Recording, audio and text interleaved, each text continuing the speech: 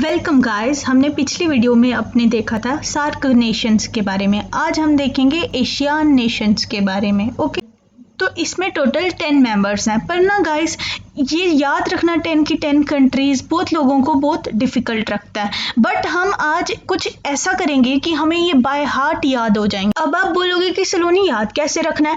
तो अगर हम गाइस किसी भी चीज़ को मैप में देखते हैं और ग्लोब में देखते हैं, 3D टाइप्स में देखते हैं ना, तो गाइस हमें वो ज़्यादा जल्दी याद होता है। ठीक है, इसी तरह से हम ये 10 की 10 नेशंस बाय हार्ट याद कर लेंगे। ठीक है, देखिए ये कौन सी डायरेक्शन है? नॉर्थ। ये कौन सी डायरेक्शन है? South. This is west, this is east. मैंने आपको प्रीवियस वीडियोस में सार्क नेशंस के बारे में पढ़ाया था। सार्क नेशंस में मैंने आपको कहा था ये क्या है? साउथ एशियन कंट्रीज की, साउथ एशियन कंट्रीज की, जैसे कि कौन सी थी वो? मालदीव, श्रीलंका, इंडिया, पाकिस्तान, अफगानिस्तान, नेपाल, भूटान, बांग्लादेश। ये बोली थी ना मैंने आपको, साथ में हमारा इंडिया। तो वहां पर मैंने आपको बोला था ये साउथ एशियन कंट्रीज का ग्रुप। आज हम देख रहे हैं क्या?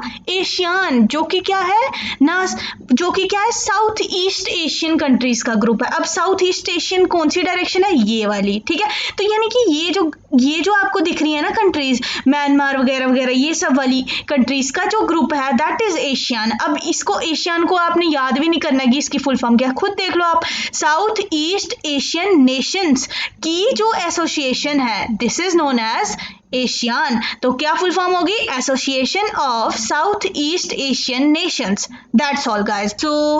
सो मैंने अपना गूगल अर्थ खोल लिया है, तो अब देखते हैं हम कौन कौन सी कंट्रीज हैं। सबसे पहले गाइस आप देख सकते हैं म्यांमार। अब आपको याद होगा कि जो म्यांमार का पहला नेम था वो क्या था? बर्मा। पहले हम म्यांमार को बर्मा बोलते थे। और गाइस पहले ये इंडिया का पार्ट ही था, और यहाँ से ही हमारे सुभाष चंद्र बोस जी ने जो है आज़ाद हिंद का यहाँ का गठन किया था, और यहाँ से ही नारा दिया था दिल्ली चलो वाला। ठीक है, सो गाइस अगर हम ना किसी भी जैसे कंट्री को याद रखना ना, उसकी कोई बात याद रख लेना तो हमें वो इजीली याद हो जाएगा। तो सबसे पहले मैंने कंट्री कौन सी बताई जो इंडिया के बिल्कुल साथ में लगी हुई है? That is Myanmar. और उसके बाद थाईलैंड। थाईलैंड में ना गाइस सफेद हाथी बहुत होते हैं, मतलब it is famous for white elephants. Okay, दूसरी कंट्री भी पढ़ ली। टोटल कितनी है? 10 मैंने पहले बताया एशियान में। नेक्स्ट इज, ये आपको एरिया दिखाई दे रहा है गाइस, ये वाला एरिया।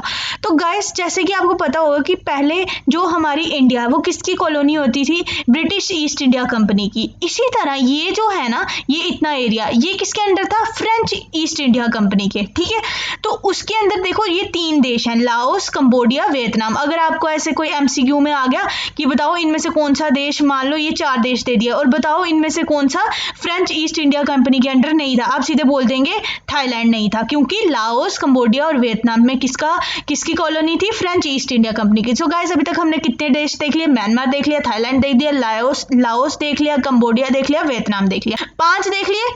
अब नेक्स्ट 5 देखते हैं हम गाइस कौन से हैं। सो गाइस सबसे पहले आप देखो, ये आपको दिख रहा है ये वाला एरिया, ये एरिया। सो गाइस ये जो एरिया है पूरा मलेशिया का एरिया था, लेकिन जो साइक्लोन आया उसकी वजह से ये बीच का एरिया ना टूट गया, और बीच में क्या आ गई? साउथ चाइना सी आ गई। ठीक है, तो ये मलेशिया का एरिया है, और मलेशिया के ये जो लेफ्ट वाला एरिया, यहाँ पर कौन सा देश है? सिंगापुर। और मलेशिया के लेफ्ट राइट वाला जो एरिया दिस वन, यहाँ पर एक देश और है, ब्रुनई। ठीक है, समझ आ गई?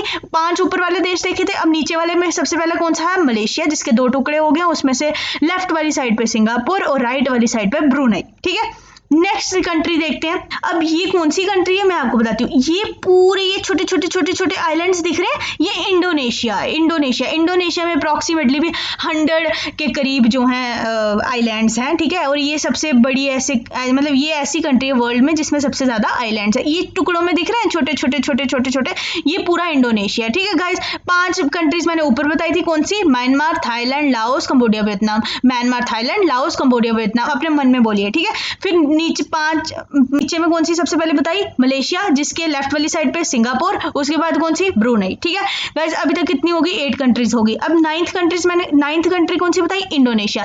ठीक है, इंडोनेशिया पे पता चल गई। और लास्ट 10th कंट्री जो बची दैट इज फिलीपींस, जो कि ये बिल्कुल साइड पे।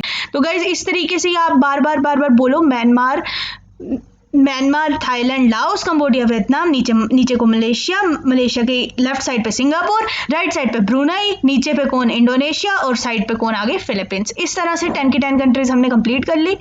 Guys now I hope from you कि आप कभी भी ये 10 की 10 कंट्रीज़ नहीं भूलेंगे कि एशियान में कौन सी आती हैं। सो गाइस इतना तो मैंने आपको बता दिया। अब आपका काम ये है कि ये जो 10 की 10 कंट्रीज़ हैं इनकी आपको करेंसी देखनी है और इनकी कैपिटल्स क्या हैं वो भी आपको बाय हार्ट याद करनी है।